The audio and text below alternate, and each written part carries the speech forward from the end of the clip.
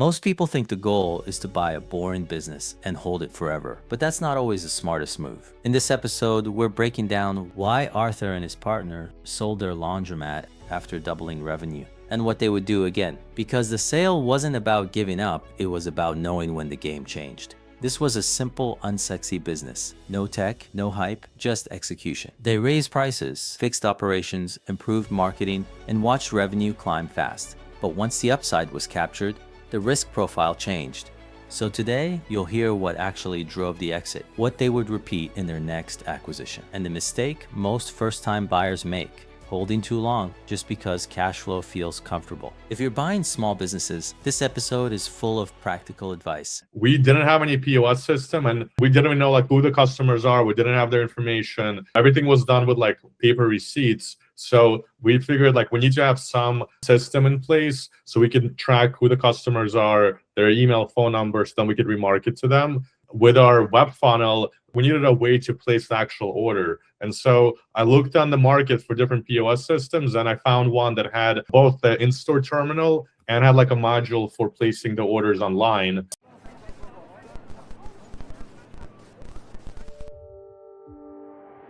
I've been a serial entrepreneur. I love business. I love starting companies and optimizing companies. I guess it goes back to my early childhood. I'm originally from Ukraine and moved to New York City when I was 11 years old. My family immigrated, and we had a pretty rough upbringing. I saw my parents had to reskill, start minimum, start at the bottom with minimum wage jobs. And I was lucky to have a twin brother who, him and I were always hustling from recycling bottles when we were younger just to make a few extra bucks, to selling gift cards and a lot of other ventures throughout high school. So I've always kind of knew I had that entrepreneurial drive. And my vision for my early career was go out and get experience and then eventually start a company. And that's kind of what I did. I worked out of college. I worked in investment banking for 3 years. And then from there, I felt a little stuck since, all I was doing all day was PowerPoint and Excel. And I wanted to be a little bit more operational. So I learned how to code, moved to Silicon Valley on a one-way ticket, and did a coding bootcamp, became a software engineer. And then eventually, once I broke into tech, started my previous company, Career Karma. So that's kind of a little bit about my background. What did Career Karma do?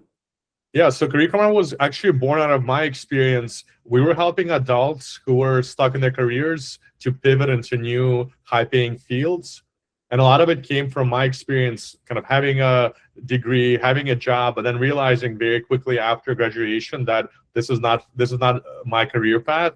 And I found it to be very difficult to pivot your career in your 20s. After you just graduated, you have student debt. And so our light bulb was, there's probably a lot of other millions of adults who think getting a degree is going to set them up for the rest of their life. And then they quickly realize, that was a bad move. And Career Karma was born out of the realization that you need a community that can hold you accountable and support you so you can learn from each other. And then you also want to be able to retrain very quickly. So within 3 to 6 months, being able to learn the on-the-job skill set, whether it's coding, data science, marketing, sales.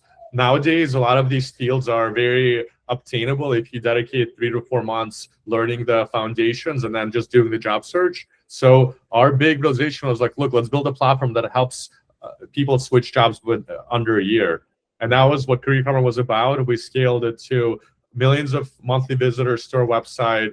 We were helping match them to job training programs, coding boot camps, and other short-form courses. And we scaled it. We did Y Combinator. I was the technical co-founder who built the initial mobile app and scaled our engineering team to about 30 engineers. And then we did our, big Series B in 2021 that helped us really scale up our teams. And, we invested very heavily in SEO, paid marketing, which I took on since we needed to figure out how to continue scaling our user acquisition. And we ended up selling the company to a big lender in the private lending space for job training programs and boot camps. We sold it to them end of 2025. And since then, we'll get more into it, but I've been kind of buying small businesses and also using the skills I developed in digital marketing, data analytics, building web funnels or app funnels, and figuring out how to apply that to small businesses. Nice. That's awesome. And I think that reskilling it's only going to be needed the next probably 20 years with all the different dislocations that are going to happen with AI and everything else. Exactly. Okay. So the buyer was the lender that lended to the students to pay for the education. Yeah. So they're called climb credit. Essentially, after someone gets into a boot camp, for colleges, you have, the government, you have FAFSA. There's a lot of ways to pay for your, to use government subsidies or government-backed loans. For adults who are changing jobs later in life, they usually have to pay out of pocket, and boot camps can cost anywhere from $10,000 to $20,000. So generally, most people will have to have some sort of loan or income share agreement. And when it comes to taking out a private loan, you generally need to, qualify. And so there's a few lenders in that space. And Career Karma is kind of the top of the funnel because we were helping provide career coaching, skill coaching to folks who wanted to retrain. And then once they figured out what bootcamp to have, then they need to figure out how to pay for it. And so with Career Karma, now the acquiring company has that full ownership of the funnel, not just when someone gets accepted and needs financing, but also much earlier when someone is exploring what skill to pursue, what program to sign up for. And then, along the way, there's a lot of helpful ways they can help someone make a decision even before they start thinking about how to pay for it. Makes sense. That's a strategic acquisition. Yeah, it made a lot of sense. Made a lot of sense for them, for sure. Okay, and so now you're buying businesses. What was the first business that you thought of buying? Yeah, so I've had quite of an interesting journey. I would say it was kind of accidental since in the middle of last year, around April time, one of my buddies who is an investment banker now, he's been looking to buy small businesses here in Miami. And he called me one day letting me know that, hey, he just toured one of the commercial properties that he was considering buying, and he saw a laundromat in that little shopping strip. And it was not even on Google Maps. They didn't have signage outside, and the owner was open to selling. He was in retirement age. And so he hit me up and he was like, hey, did you hear about Cody Sanchez? And he sent me one of her clips on how amazing and turnkey laundromats are. And he was like, we can probably get it at 3 times EBITDA. We probably don't even need to put any debt on it. Let's just each put in a few $100,000, and we can then have this recurring cash flow and just show up once a week to collect the coins. Yeah. So that was his pitch to me. And at that point, I was pretty naive, so I kind of jumped right in. Yes, that's good. Well, naivete helps sometimes. It makes you take that first step. So what happened? So you looked at it.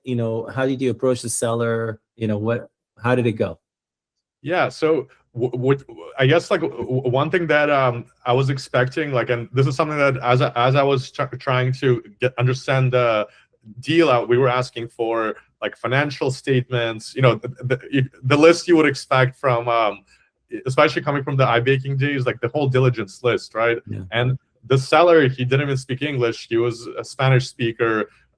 He gave us a little back of the envelope estimate of his expenses, and it was a range of electricity, $400 to $800, gas, $500 to $800. So it wasn't even utility. He was like, oh, I could find you the utility bills, but all we got was just this piece of back of the envelope of roughly his expenses.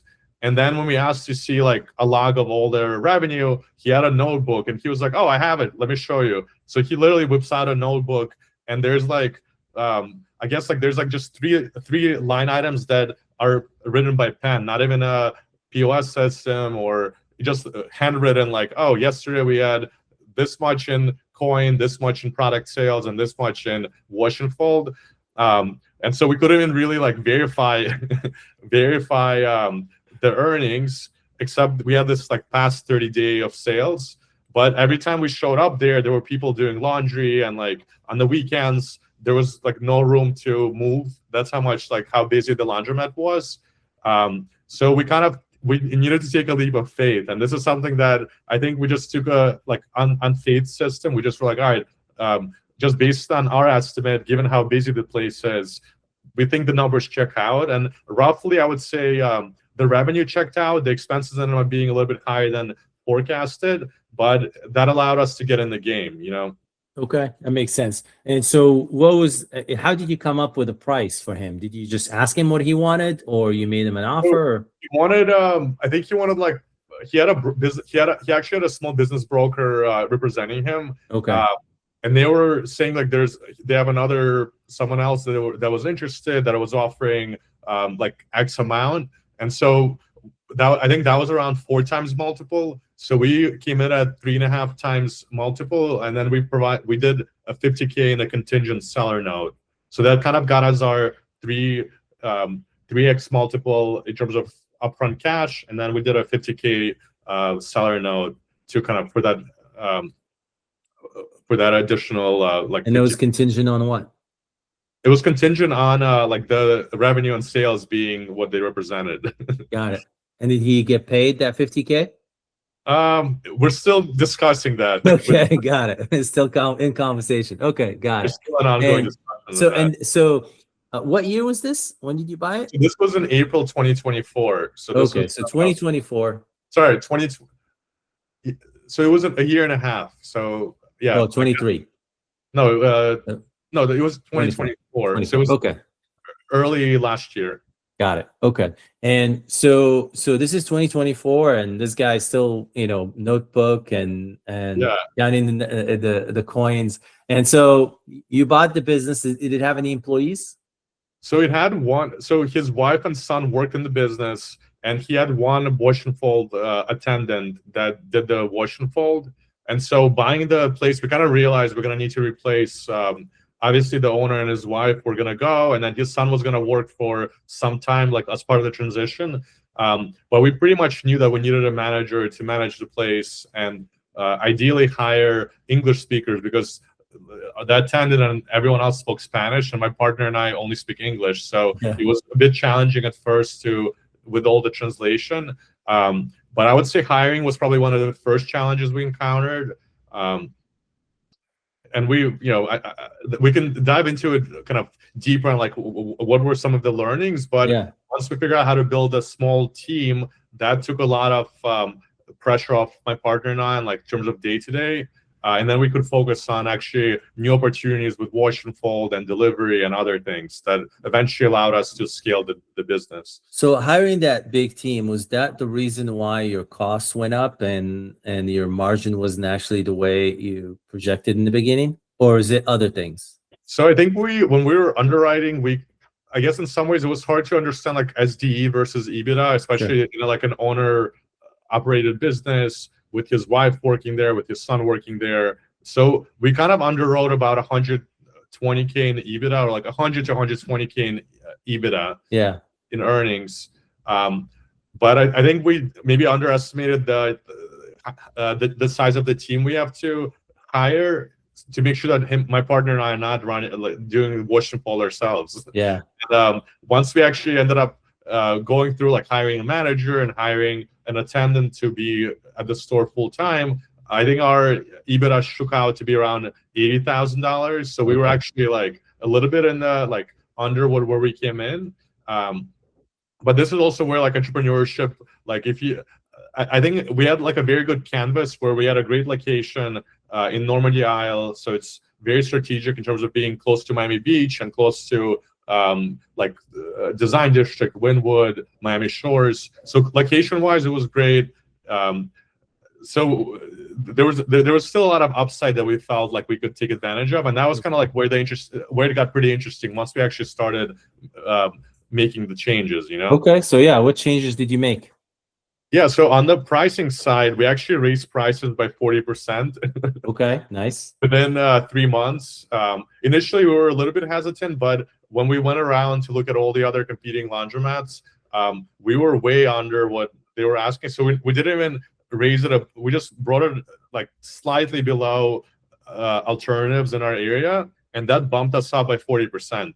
Just Revenue. you Nice. know, and what's nice about like self-serve on the self-serve side is that it's pretty high margin. So when you raise your prices by $1 per cycle, right, or $1.50 per cycle, that's all accretive to the bottom line. Yes. So that was kind of like nice. There was some pushback from customers, and our attendants were very like worried about that. But laundromat's such an essential need that usually you go to your local laundry store, and there weren't any other ones within 1 mile. So Yeah. the people that were going there, they weren't gonna switch and like take the bus now to go to a different store. Makes So sense. that helped us. So raising prices helped quite a bit. I saw a big opportunity with pickup and delivery, since this is a service I used when I lived in San Francisco. I feel like it's a more modern way. Like it's a very convenient modern service, and there's already existing behavior with people ordering, food, like with Uber, DoorDash, Instacart, where people get shoppers to go out and buy their groceries. And things are kind of moving in that direction. So laundry felt like a very natural progression of that. And even though like there's a lot of like outside of the like low rises that don't have laundry in the unit, there's also a lot of condo buildings, a lot of hotels in the area that, just because you have a kitchen doesn't mean you want to cook every night. And just because you have a laundry machine at home doesn't mean you want to do laundry for 3 hours every week. Yeah. And so that was our bet, is like we can build and scale the laundry wash and fold pickup and delivery business. And that was like the long-term vision for us. Got it. And did you implement that? Yeah, so this is actually how it came about. So initially, since this was kind of a passive investment, my deal with myself was like, look, I'm just gonna do a few low-hanging fruit. And in my mind, it was, well, it needs to have a website. So I built a website using Webflow.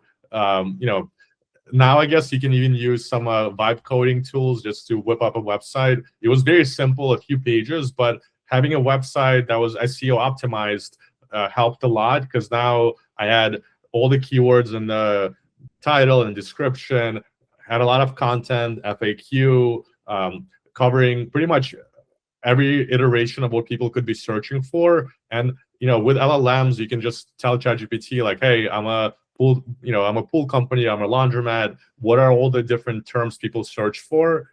And it will spit out like a whole list. Make sure that that list is incorporated into your pages.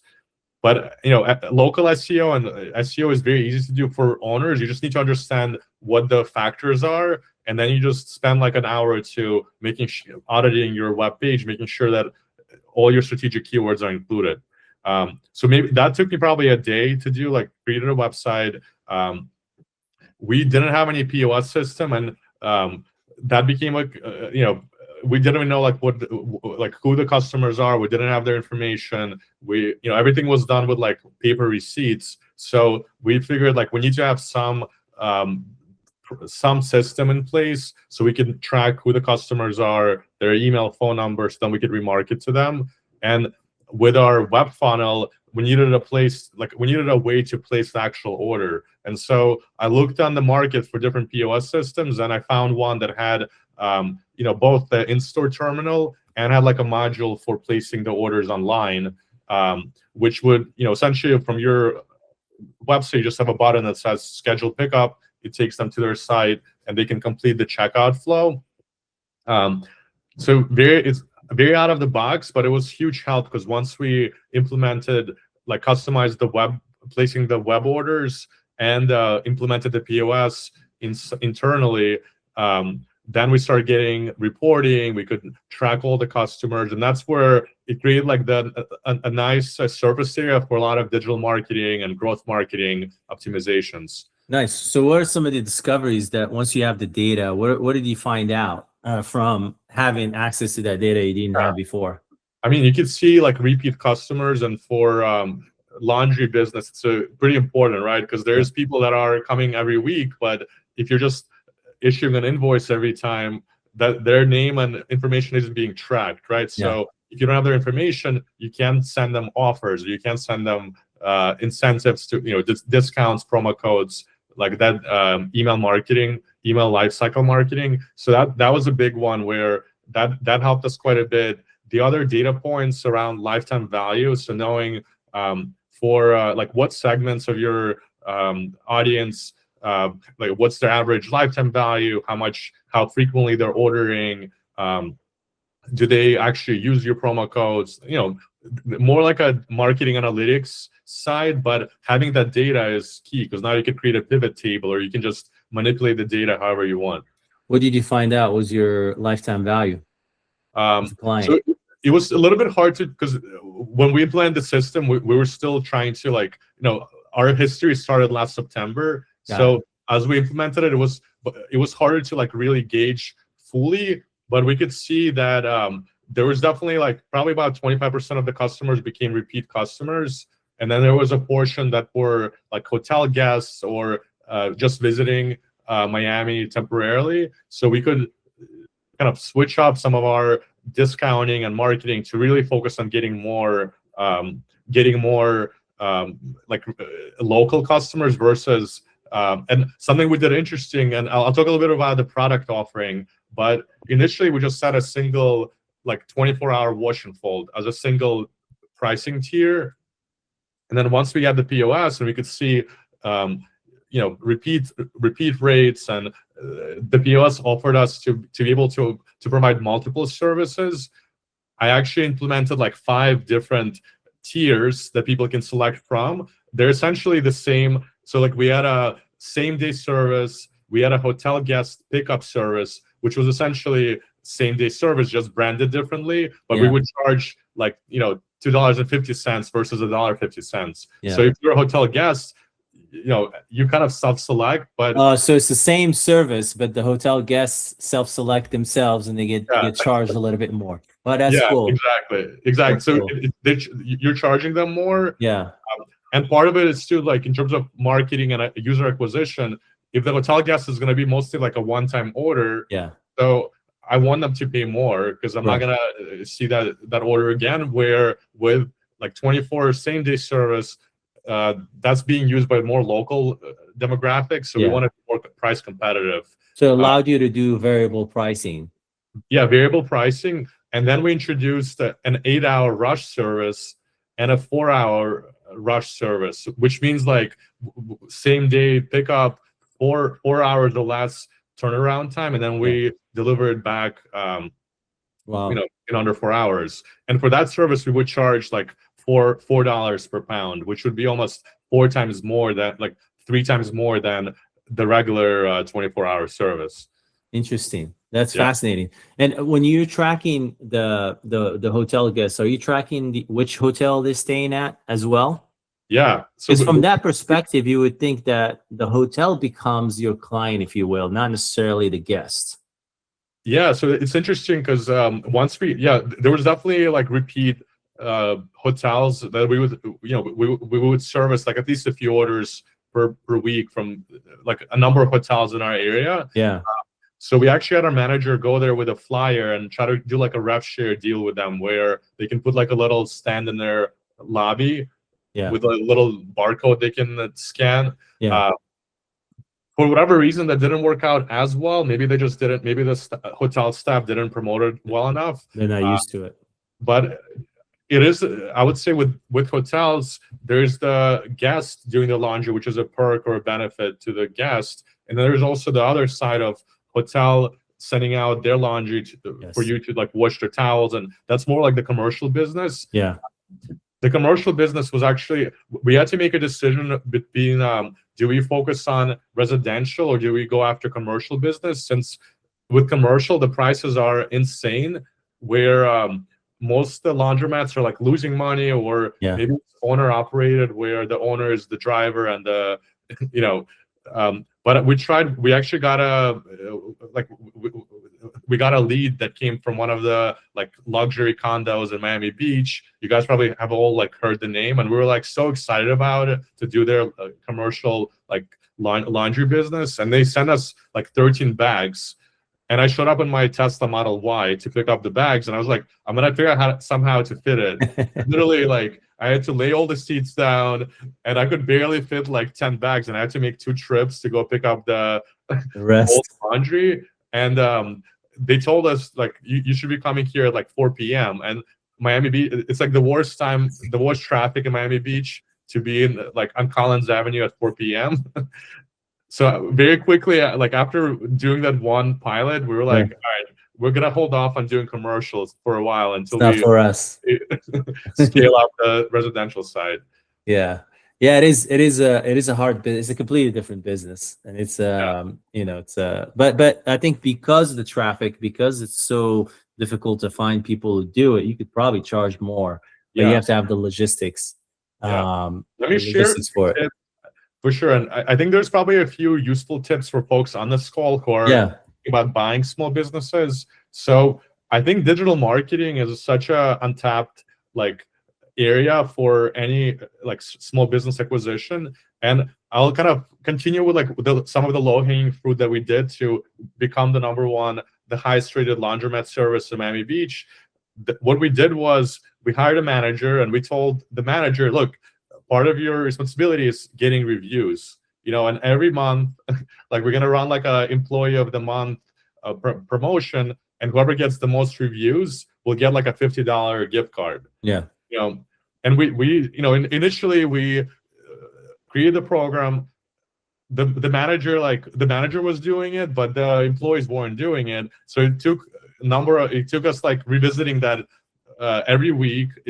And like I was being pretty maniacal around it. I would be like checking in with the attendance. We'd be like, hey, so how many reviews did you get? Let's create a dashboard. Let's track it. Let's really make sure that reviews becomes like a currency for the attendance. And it took 3 weeks for them to get used to it, to asking for reviews. We even had to have conversations with a few of the attendants who were like, well, I want my work to stand for itself. I don't want to be asking for a review. And we explained to them that, look, your work product definitely like is important, but part of experience, like we want you to ask, you know, we want you to greet the customer. We want you to offer them like the latest discounts and things like that. And the last piece of that kind of script or the flow is to ask them to give you a rating or to share their experience working with you if they had a good experience. And that's essential.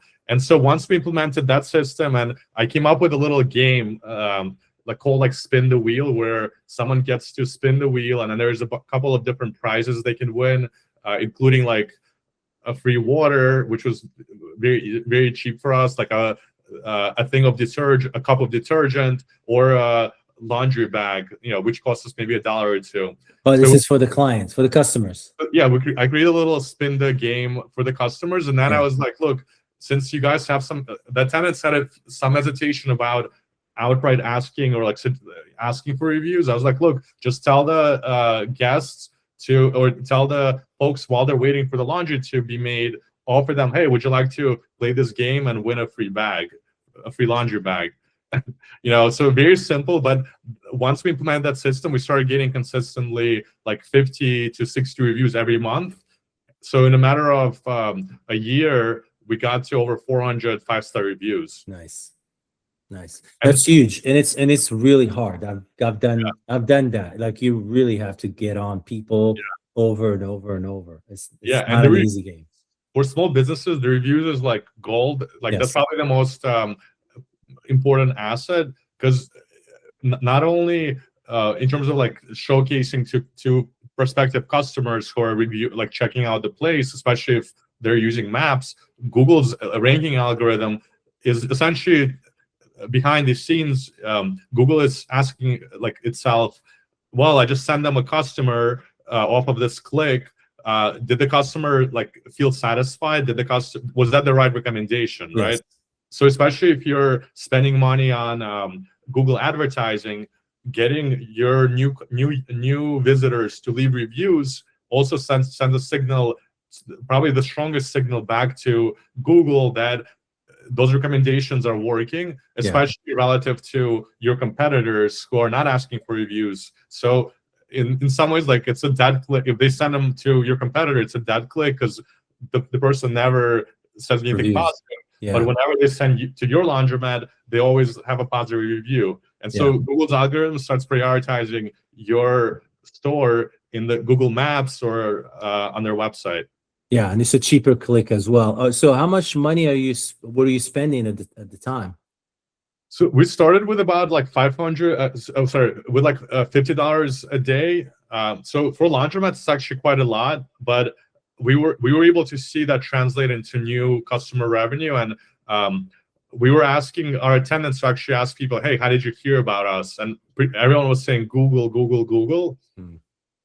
And then I was like, well, it's kind of hard to tell if it's organic Google, like from people just searching, or from our ads, because for in-store visits, so I paused our marketing for a week just as an A/B test, and then I saw like a pretty dramatic drop in our new customer like visits, and then it was pretty clear that for every dollar we were spending, we were probably getting $3 to $4 in new revenue depending on the week, and so that $50 would usually result in like 4 to 5 new customers daily.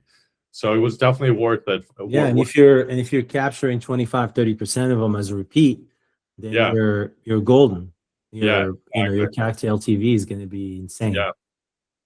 Yeah, I will say that one of the things I saw with small businesses, and I work with, I'll get to the point, to the story of like the actual how I sold and merged it with a larger one, but what folks usually miss is the analytics piece. It's one thing to run your Google campaigns and just, your marketing consultant just tells you like, oh, this is how much you're paying per click. But that's like a top of the funnel signal. What you need to actually have is like cost per conversion, or cost per purchase. And that's much harder to do, since that conversion needs to be captured on your website, or you just need to somehow back into that conversion, offline conversion. So I would encourage everyone on this call, if you're going to be spending money on advertising, especially if your budget is over $1,000, you need to know how many sales it's generating. Oh yeah, it's huge. So you need like a good POS, CRM system, whatever, to be able to track. And it needs to be integrated with Google, so it needs to funnel the data back. Sometimes the system itself may not have it, but Google Analytics or some Google Tag Manager can capture the events you need and send them back to Google AdWords. Yeah. Okay, that makes sense. And then so what else did you do to kind of grow? So you increase the price, and then you start growing the revenue. So getting reviews, and then we started investing in paid Google paid campaigns. I set up the campaign myself. Like, I don't have a marketing like background. I just followed like Google's best practices, and that campaign was performing well. And Google actually has now consultants that work for Google giving you advice. So I had like a monthly sync with them where they would help me optimize my campaign. So I didn't have to pay a third-party consultant. I just kind of did it on my own. And what I saw was like just those getting more reviews and running ads, it created this self-fulfilling prophecy, where like self-fulfilling motion, where every new customer leaves a review. Now your rating is higher, you have more, and then pretty much within three to 4 months, we had more reviews than everybody else, and we had the highest rating. We had a 4.9 stars out of 5, where our next competitor had a 3.9. Nice. So it's like, once you have that, especially for placing orders online, it's a no-brainer from a customer's perspective that's evaluating where to go do their laundry or where to send their clothes. Having an optimized profile made a huge difference. And one last thing I'll mention too is photos. Like, you need to have very high quality, like real photos and videos of your location, of your service.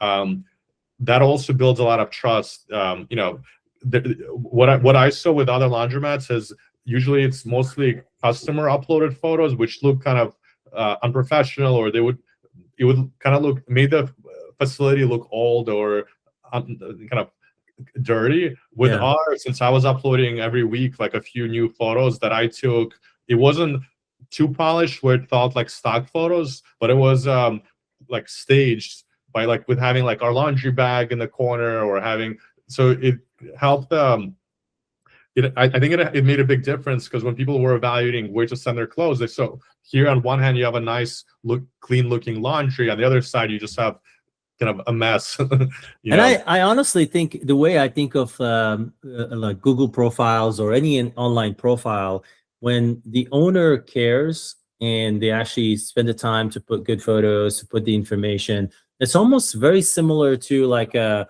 restaurant with a clean bathroom. You know, it's an indicator that this business owner cares about their business. They care about their brand. They care about how they're presented, how they're perceived, and they're more likely than not care about the experience of the client once they get there. And I mean, no one's going to go spend so much time and effort collecting all these reviews and making the site nice and making the profile nice, and then ruin their reputation by giving bad service. So more likely than not, you know, that's usually the, you know, some people are aware of it. Some people are subliminally kind of like think that way.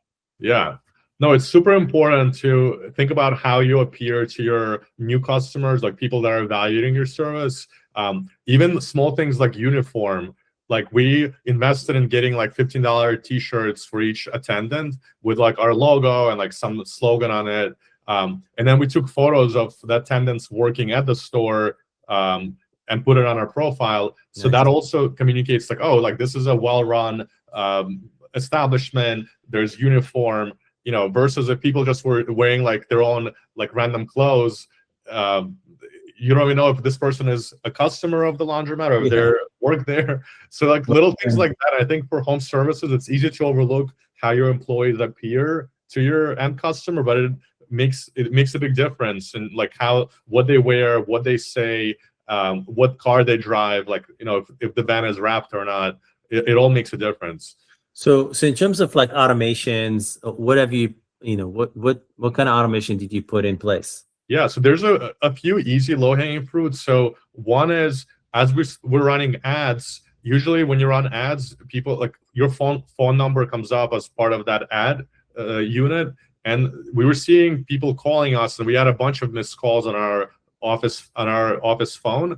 And I've tried like number of things to like emphasize to our team how important it is to get the phone. I even got them a headset, and I was like, make sure you always wear this headset on your duty. But you know, I could never get them to answer the phone, and there was always missed calls at the end of the day. So I was like, well. And at Career Karma, we actually built an AI voice coach, and I was part of the R&D cycle of actually building like an AI companion. I was like, why don't I just get like an easy off-the-shelf AI receptionist for like 10 or 20 bucks a month, and literally just create like some simple scripts around our hours, our services, you know. And then I hooked it up to our phone, and pretty much from that point on, we never had a missed call. The bot would have like two modes. One is it would welcome them and then ask them, hey, are you interested in placing an order? Is scheduling your pickup? So that was a call to action. If they said yes, then they would send them a text message with a link to place their order. So that was like driving revenue. And then if someone wasn't ready to place an order yet, you would have this like extensive FAQ that I would weekly revisit and look and kind of review the transcripts of the previous conversations, and if it ever like answered incorrectly or didn't really know how to answer, it had like a default option of just saying, oh, sorry, I'm not able to answer it, but you should call our would you like me to forward you to our manager? So there's like, you kind of have that catch-all, and then you can see like how often is that catch-all used. Yeah. And you keep building out your FAQ. And how often was it used? I would say so like the FAQ probably was, so there were a few like instances where I think initially people want to know, like, do you offer dry cleaning, or do you offer baby detergent, or do you offer same-day services, or so there's like the functional questions that people come up, and then pretty much every time there's a new edge case, you incorporate that into your knowledge base FAQ script. Yeah. And then there's more like upset, like if someone is calling you and they're an existing customer and like their laundry didn't arrive on time, or their something is missing. And then in that case, like the bot needs to say, oh, it's like, we apologize, let me transfer you to our manager. And then it would, transfer them. It would transfer to the manager, and the manager picks it up, or also the manager misses it? We had it forward to our manager, and then if the manager didn't pick up, it would forward to the office, to the actual office. So it would still end up with the office if all else fails, but it was the last resort versus the first resort.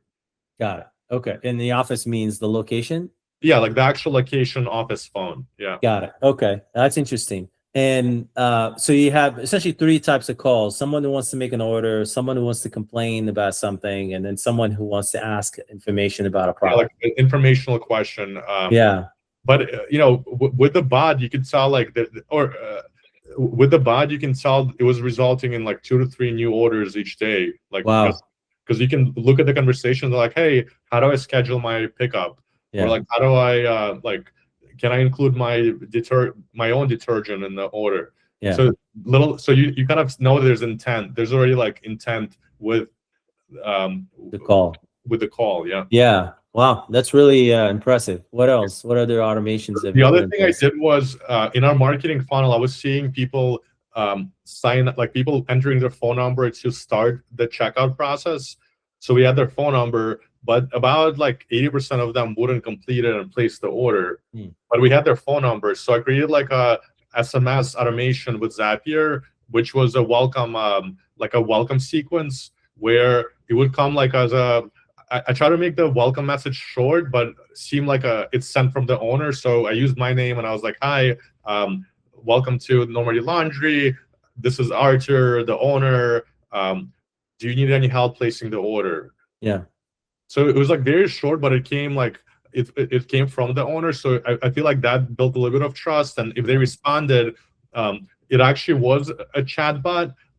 And if it couldn't answer it, it would then kind of escalate to a human to answer. Oh, so it was like a mini chat type? Yeah, it was like there's a few services you can use, but essentially you create a little chat bot that can send out SMS and escalate to you if it doesn't know, know the answer. Okay. And you can also jump in, and if you jump in and reply, then the automation stops, and then you take it on from there. So that also helped increase sales, because sometimes people sign up, maybe they hesitate, maybe they get distracted.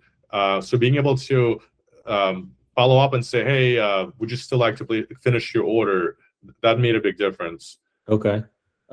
Makes a lot of sense. Did you see a big lift in those orders? I mean, we saw like tangibly, like if they responded to our message, yeah, we could tell them, answer their question. Then we would give them the link to place their order, and we could see that converting. Okay. It nice. Was, I don't know the exact percentage, but you can, just reviewing the chats, you could tell that, if we didn't proactively reach out to them, that person probably wouldn't have placed that order themselves. And you have your POS on one side, you have, let's say, the AI caller, you have the bot, the text bot. Are they all funneling all that data into one, CRM, or are they sending back that data somewhere? Where is it all in one place, or no? So initially it was in their own systems. Yeah.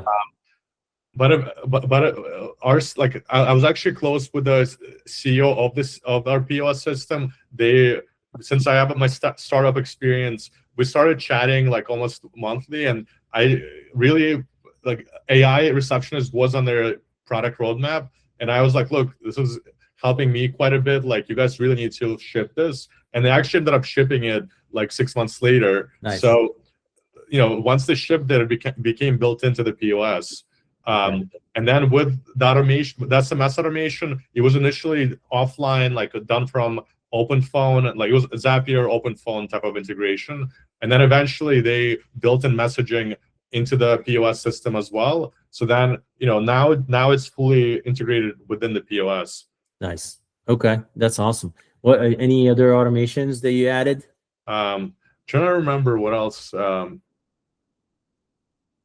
So there's a few that you can do, like for asking reviews and things. Like after the order, you can send them like hey, rate us. And then when they rate you, if it's under 4 stars, you ask them to give you feedback directly, right? So they're expressing their grievance to you, not on Google. Yeah.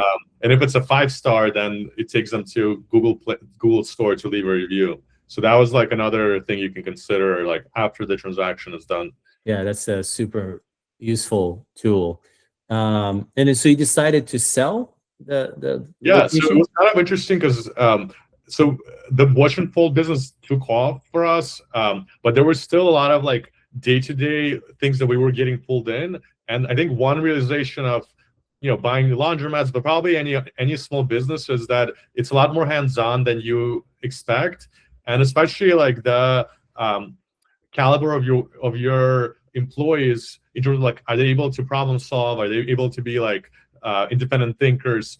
Usually, like depending on your business and how much you're paying them, it kind of dictates the type of employee you're going to have. So with laundromats, you're paying very close to minimum wage for the attendants, and they need a lot of supervision. They need a lot of guidance. And so even though we had a manager, we probably in that 1 year, we probably went through 3 different managers for different reasons. Like one ended up having a substance abuse problem, which we unfortunately found out while he was on the job. So and these are things that you don't really like underwrite when you're buying a small business, but it's something that like is a real thing. Like we had a number of employees who either showed up drunk to work or were drinking like after their shift is over, but they're still in the store and people associate them with the store. So like, alcohol, substance abuse is a big thing that we didn't really underwrite.